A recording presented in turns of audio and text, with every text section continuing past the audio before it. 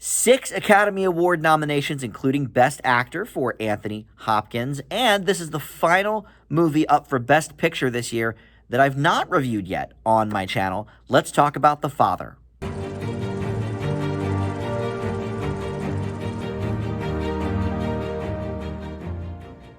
Hey everybody, Dan here. This is Dan Reviews It. Welcome to my spoiler-free review for the new film, The Father. This is up for a lot of awards at this year's Oscars. Let's see if we can find out why. First of all, if you are new to Dan Reviews It, thank you for finding my video. Please consider subscribing and liking this video down below, sharing it.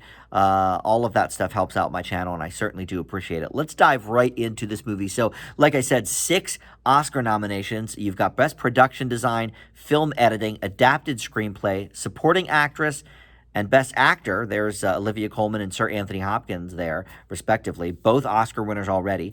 And this is up for Best Picture of the Year. And like I said up top, I've reviewed all of the other Best Picture nominees throughout the last, 3 or 4 months. This is the final one in that category that we haven't reviewed yet. So let's see here how it sort of stacks up to the rest. So first of all, this is from first-time film director. Now, he wrote the stage play of this, and he's actually more known for his stage work over in London. But Florian Zeller co-wrote the screenplay for this, adapted from his own play, and then directed. This is his first foray into feature-length film directing, and I mean, he hit it out of the park. We'll get to that in a little bit. But first, let's talk about this film. So the basic plot here is Anthony Hopkins plays Anthony, not himself, but he's playing a character named Anthony, who is 80 and has dementia and is, sort of moving further and further away from reality as we, the audience, and his daughter and everybody else knows it. His daughter is played by the great Olivia Coleman here. And right now she is taking care of him day to day, but she can not really cope with it much longer. She has her own life. And so she's having different people come in and meet with Anthony, and he keeps sort of turning away these other caretakers, rejecting them in one way or another, or just, straight up driving them away. So as the story progresses, we sort of see that not everything is maybe what it appears. And that's really all I can say, I think, in terms of that. But in more general terms, again, not to give spoilers, but this movie is largely from Anthony's perspective. And that is something that I don't think have maybe ever seen in a film like this. We've seen many films about dementia and Alzheimer's, including recent Academy Award nominees Amour and Still Alice. Julianne Moore won Best Actress for that one. But I can't think of any sort of movie that tackles this topic almost solely from the perspective of the dementia patient. And so what's crazily interesting about this movie is the direction, because it does act in some senses like a thriller. Because, somebody will come in and he will address them as somebody, but it's, somebody else, like somebody else is playing the role. Like Olivia Coleman plays his daughter, but in some scenes, she doesn't. There's someone else that plays his daughter. I think it's someone that's also named Olivia Williams. So, that takes a little bit of time to get used to.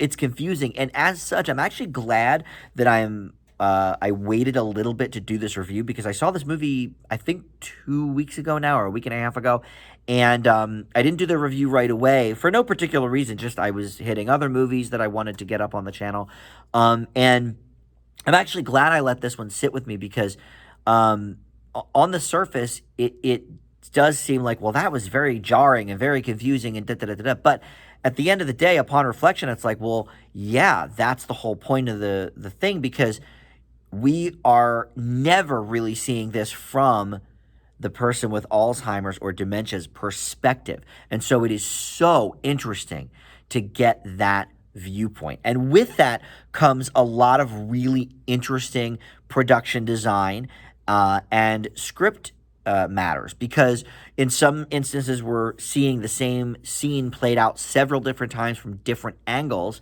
And at first you maybe think, okay, well, maybe we're just seeing it as the audience from a different angle. No, he's reliving it, but through his eyes, which, is the eyes of somebody with dementia. This is one of, by the way, like dementia, Alzheimer's, that is one of my biggest fears, because I kind of pride myself on my memory. I have a really sharp memory, and just the idea of that being lost and me losing my memories and is very frightening to me, in all honesty. So this is, like I said, it sort of plays out like a thriller in some senses, but I mean, this really is almost, a horror movie in a very realistic sense. Because I think it's a tragedy for anybody that goes through this. And it has not happened in my own family, but I've certainly had friends where it's happened to their grandparents or their parents. And it is truly, truly sad. And that brings me to the direction again. Florian Zeller, I didn't know this was a stage play actually until after I saw it.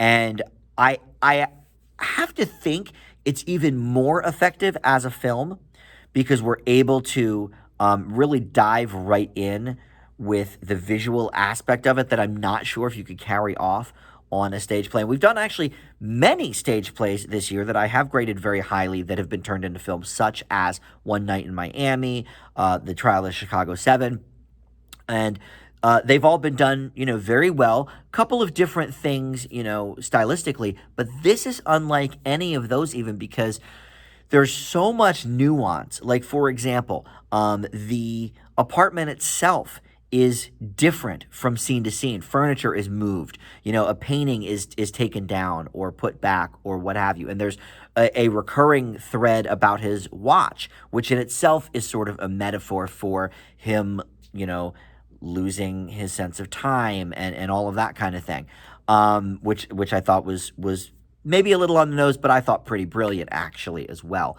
And so this is something that I think you wouldn't get in a staged version of this, even though most of this movie does really take place in one setting. So I thought this was very, very well done. And we haven't even talked about the acting yet, so let's do that very quickly. What needs to be said? I mean, Anthony Hopkins is one of the greats. This is easily his best role since Silence of the Lambs. And Olivia Coleman, she's somebody who I didn't even know a few years ago. And the last, couple of movies she's been in, and, her TV work as well. I don't watch The Crown, but, all of that has sort of brought her name to the forefront. I loved the movie she did, The Favorite, which she won Best Actress for, and I thought well-deserved. This year, I think it's a pretty stacked list for both of these categories. I think of the two, Olivia Coleman probably has a better shot at it. I don't think Anthony Hopkins is going to win Best Actor. I think it's going to go probably to Chadwick Boseman. If not, I would love to see it go to the Sound of Metal, Riz Ahmed. I love that movie, and I loved his performance. But, this movie actually evokes some similar things to The Sound of Metal, because since we're living through Anthony's eyes here, just like we were living through Riz's character's, hearing, there's a lot of things that just seem out of place or really put us in a zone that we've never really been in before, that we're not comfortable with. And that's, where this movie excels, like everything else about it. It's such a good movie. It is that it really puts you into this person's shoes. And so we'll leave it there. I think it does take a little bit of getting used to. It is a little bit confusing at the start because of that, but I think the payoff is great. I think this is a movie that will sit with you. as it did with me. I leave The Father with an A. I'm excited about its chances at some of these categories at the Oscars. We have a few more Oscar reviews to get to, the documentary categories and the foreign language film category specifically, but there's a couple other movies I need to get to as well that are up for some minor awards. So we'll get to all of that. Thank you so much for watching. We'll see you back here next time. Bye.